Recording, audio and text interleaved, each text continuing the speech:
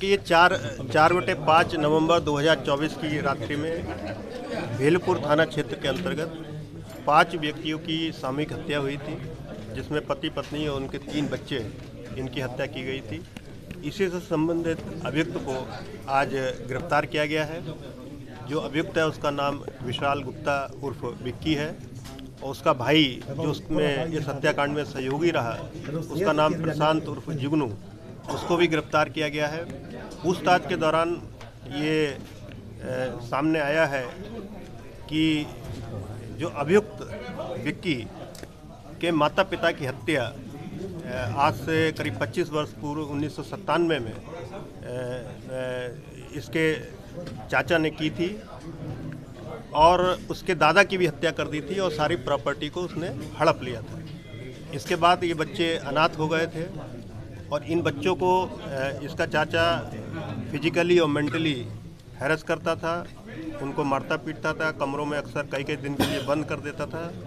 इसीलिए इन चीज़ों से क्षुब्ध होकर के इन लोगों ने लगभग 2 वर्ष पूर्व इसके मर्डर करने की और इसके परिवार का मर्डर करने के लिए की योजना बनाई थी। मुख्य रूप से ये अपने माता पिता की हत्या का बदला लेना चाहते थे।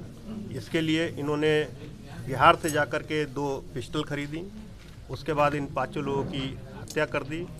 हत्या करने के उपरांत ये व्यक्ति अलग अलग शहरों में, मुंबई, कलकत्ता, पटना में जगह जगह पर ये रहता रहा।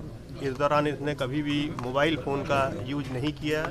ये केवल ईमेल के माध्यम से अपने भाई के संपर्क में था। पुलिस इसके लगातार इसको पकड़ने का प्रयास कर रही थी।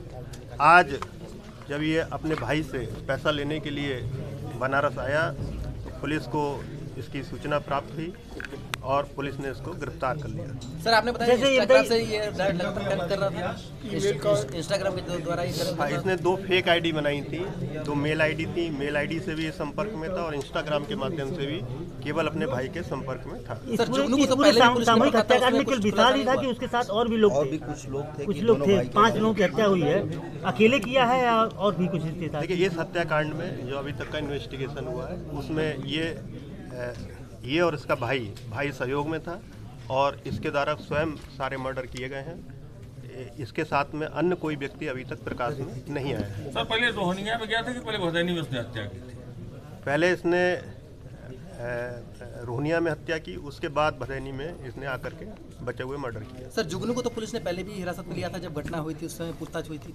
या बिल्कुल, जुगनू से लगातार पुलिस पूछताछ कर रही थी, इसके परिवार के अन्य सदस्यों से भी पूछताछ कर रही थी।